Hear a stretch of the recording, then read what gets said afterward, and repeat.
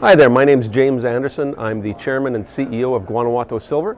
Our company has purchased the El Cubo mining and milling complex in Guanajuato, Mexico, which is right in the heart of Mexico. It's a 480-year-old mining camp.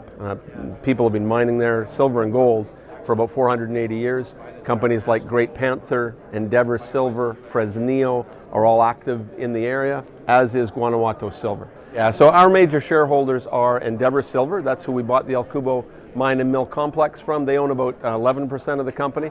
Mermacan Capital is a Connecticut-based precious metals investor. Dan Oliver runs that fund and is also on our board of directors. They own about 10.5% of the company. Other Guanajuato Silver directors and officers of the company, like myself, we have a large stake in the company. Eric Sprott is a large shareholder as well, and a number of other key shareholders that help to control the company and finance it.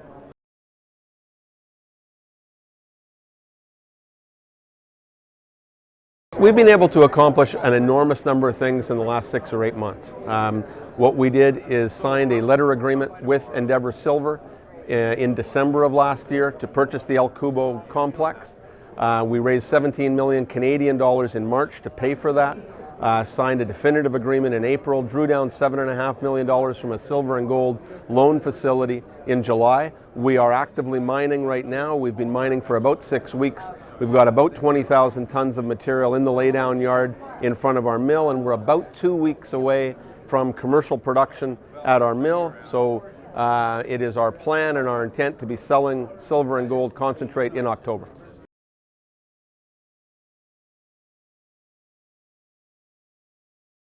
Well, I think one of the things that investors want in today's environment is to see these companies have some revenue.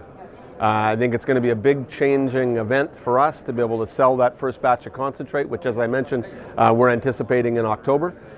We will be able to ramp up both in terms of tons and grade into next year.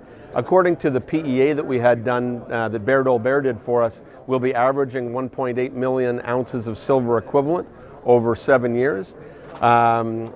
According to our internal numbers, we'll be doing about 1.5 million silver equivalent ounces next year, but then we ramp up to about 2.5 million the following year. So month after month, quarter after quarter, we not only expand the number of tons, but we expand and increase the average grade as well.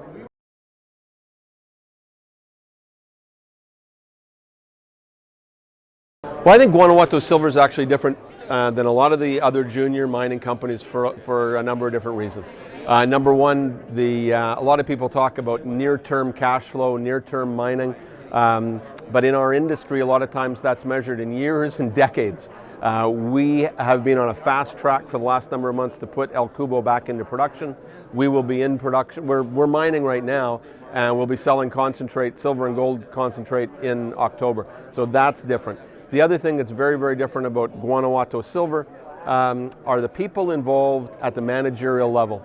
So we put out a news release a number of weeks ago where it stated we had hired 168 people in Guanajuato to move the mill and the mine back into production.